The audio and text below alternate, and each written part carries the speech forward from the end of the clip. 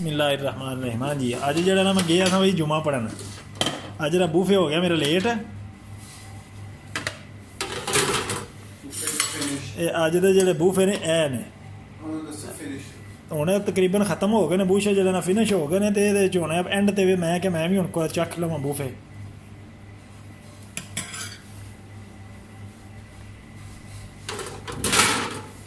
बहुत गर्म है।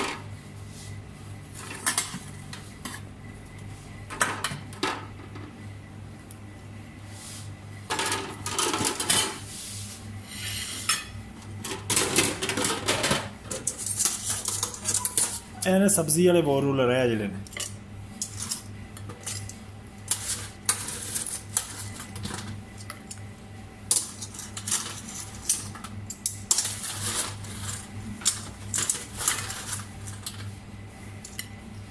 जिन्नी काबू भी आती है इंजी देसी तरीके करना पैना है। लो ये जनाब आलू कीमा ते आंडे ने।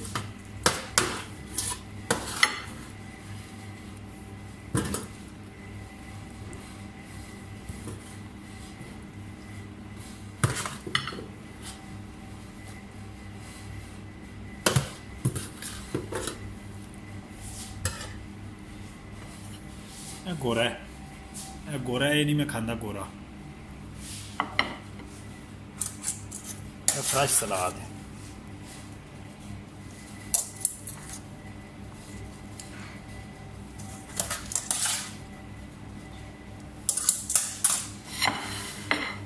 जनाब रोज़ की तरह जी ना छोटे छोटे खीरे ने।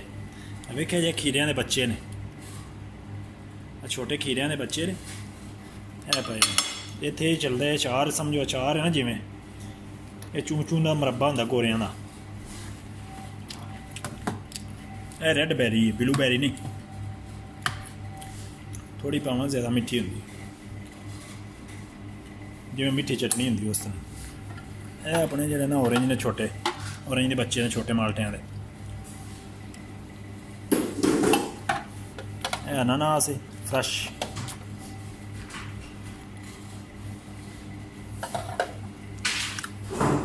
जी ने पनीर चिट्टा वाइट चीज़ इन्हू आते। यह काले चिट्टे जोड़े ना ओलिव्स ने,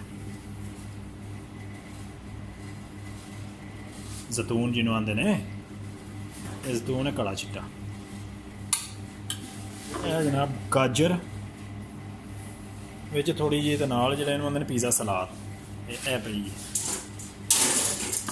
वो पिज़्ज़ा पे है तो ये मैं यह पिज़्ज़ा जो मेरे वाला नहीं, मैं हूँ अपना स्पैशल बनावा पिज़्ज़ा वो खाना वा। यह मेरे उस्ताद अली ने, वेख लो इन्होंने पछाण लो। यह पाकिस्तानों आए जे। यह पिज़्ज़े तो खाने शाने सारे बनाते हैं, मैं खाना वा ही हाँ सिर्फ। ये चमची लग गई जी, ठीक है। हुण तुसीं खाओ तो इंजॉय करो, वेख वेख के इंजॉय कर लिया करो।